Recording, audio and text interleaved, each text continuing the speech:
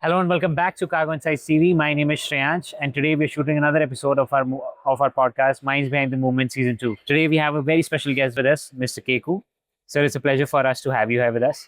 Likewise, pleasure is mine to be here. Though you don't need an introduction, but can we please have a very quick one? This is my 38th year in the industry, so that's how old I am. It's always a moment of reflection when somebody asks you about the journey so far. Probably the best way to explain is that I've been virtually around the table. Started as a freight forwarder, went on to be a GSA, then on to terminal operations, then into cargo operations, then into airline business, now into GSA business. So, yeah, basically in the industry, and in between, I had the good fortune and the responsibility to be part of the Government of India's Airport Authority's cargo division as well.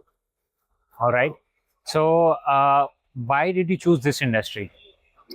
I think the industry chose me. Yeah, how is that? So back in the 80s, I think freight was something that was not looked after in this industry, or did not have the prominence as others had in the industry. It was all about passenger movement, etc. And as you know, in the aviation business, almost 1/3 of the aircraft is reserved for cargo. Right. And that piqued my interest on how is cargo contributing towards the profitability of an airline. Or if you discount the capacity or what passengers is handling and you leave it only for cargo, there is a make and break situation that comes. Yeah. So if you really want to know how an airline makes money, the easiest question to ask is how much of it is dedicated for cargo and ancillary revenues. That will tell you the profitability of the company. Right. Okay. So, what was your first job My first job in the industry or outside the industry? outside the industry? My mom had a leather shop, Okay. and I was in school. And at that time in school, I used to work after school hours to help my mom in her shop and over the weekends as well. Right. And what was the first job into this industry? I had a godfather. I still have a godfather, and he ran a supply chain business of ship spares, Okay. and it was also about other equipment, foodstuffs, etc. I joined that, and my fascination only grew from that on how supplies are being done. Being a leader and operating an organization at the scale at which you are operating it, what does it take? What are the qualities that a leader must have to operate in such a high tense environment? Okay, first of all, I don't think we have stress levels that are beyond what is there at the moment. There is. What we need to understand is not about the stress or how will you be able to handle the stress, how will you be able to affect the stress. That is what is important. Show me one industry that has no stress. Uh, there is this line, there is a tagline that I always say: leadership is not just leaders. Leadership is very different. You are a leader, he's a leader, she's a leader. Everybody's are leaders. Okay, what distinguishes leadership is how are you able to motivate people beyond your comfort zone? How are you able to take people beyond? That is what is important. Leadership is great in good times. You want to check a good leader? Check in terms of trouble, check in terms of stress, check in terms of others. Then you'll know what leadership is all about. Over the span of 38 years, what is that one challenge that you have faced in the industry or in your personal life or your professional life that has stayed with you and taught you a lesson worth remembering? Multiples, I'll give you two. One was basically with regards to very early in my career, I had a challenge of moving enzymes, which I failed. Enzymes. Air freighting enzymes from Europe to Chennai. I failed in the first attempt but succeeded in the second, and that had a lot of learnings from me on never giving up. Second one was right recently, a couple of years back, when we had the control tower of the entire vaccine movement in our office. So the entire logistics, the entire air freight movement of the vaccine movement for India and the vaccine Maitri for abroad was coordinated in my office. If I were to put it in a couple of words, saving lives was, in my opinion, somewhere high up in my career. Something that I'm very, very proud about. Right. So you mentioned of Godfather. So who has been your so for now for any youngster, when we talk about Godfathers, we talk about mentors, leaders who they can look up to. Your name comes up. So for you, who has that person been? Yeah. He's a gentleman, a name of Mr. Darius Dalal. He's still in Chennai. Uh, he graduated me from being a 15-year-old boy to a 15-year-old man. He gave me the opportunity of taking decisions and making a career out of decisions. He gave me a tough start, which helped as a base for me to grow over the years with it. That's why I always look up to him for wisdom, for what he has been able to drive across the industry. He's not from the cargo industry per se, but yes, he showed me the way of how to deal with challenges, whether it is working around the clock, taking hard decisions. And remember, this is somewhere around when I'm 15, 16 years old. So, yeah, very important and very privileged and happy to have a man like him in my life. And I wish a lot of youngsters are able to get people like that very early on in their career. Right. So for those who don't have that privilege, what message would you have for them? Find one. No, but like for anybody starting out their career, some advice that they can follow to navigate through whatever they're facing. Take your time. Okay. Understand what you want first from your mentor. Okay. Very often we're looking at mentor as just people. No. You want to have a mentor who is capable enough to guide you over an extended period of time. That is what is important. That is what is crucial for you. Don't look at it as, I come to you for advice, you give me advice, and that's the end of relationship.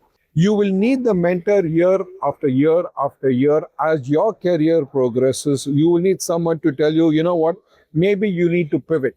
Maybe you're doing the right thing, whatever. But there has to be that person. There has to be that shoulder that you can lean on at a time when you want it. A mentor is not someone who will stand with you in good times. A mentor is someone who will stand with you throughout and who will be available to guide with you throughout. That's what's important. So I want to understand, what is your process for decision making? Would you say you're a decisive person? I think I tend to weigh options a little more before I take a call, but I'm very clear on one thing. Once I take a decision, I will stand by it no matter what. I'm very clear on that. And I have no regrets. If the decision goes south, so be it. The worst people that I've come across or continue to come across are people who take no decisions. So basically, you have three types of people. You have decision makers, which are good decisions and bad decisions. And then you have a third one, which is no decisions. The third one is the worst of all. So how does one get out of that pit of no decision making? What are the steps that somebody can take? Well, I think it's pure experience. You will stumble, you will fall, you will get hurt, you will get bruised. The challenge is how quickly will you get back up on your feet and make that change. You will take that decision. It's not textbookish. Most of what we're doing today is not based on something that you've learned in school or in college. You will learn by having your hands dirty. If you think that you can make it big in this industry by sitting on a laptop, very comfortably sitting on a 9-to job, please don't join this industry. It's not for you. Don't join. As we're seeing a lot of younger generation also joining into other industries, some of them also being a part of logistics, called the Gen Z. People say that they have to be approached with a different kind of, approach. So what do you have to say about that? What do you think has been the difference between the generations? So let's understand where they come from. They never came from a paper age. They were born in a digital age. They were born when internet was already there. They were born when laptops and computers and iPads were already there.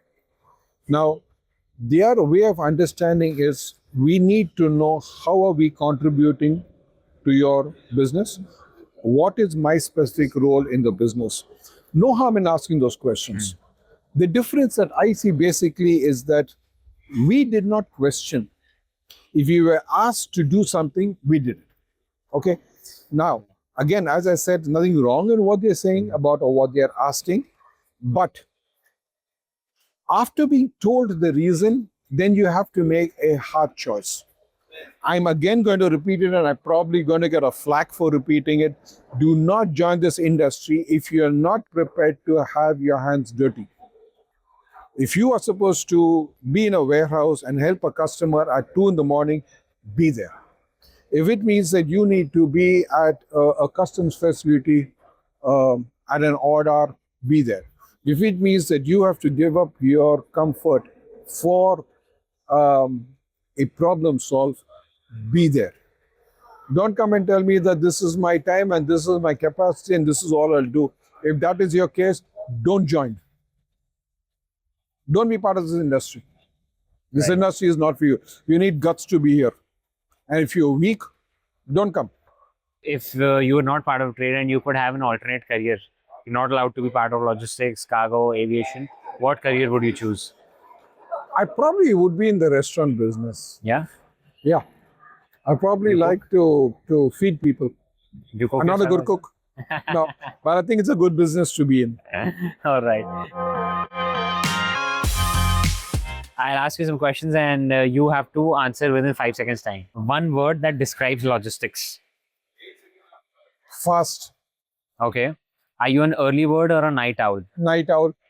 Okay. Do you prefer coffee or tea? Coffee. Rail, road, air or sea? Preferred mode of transport. Any day air.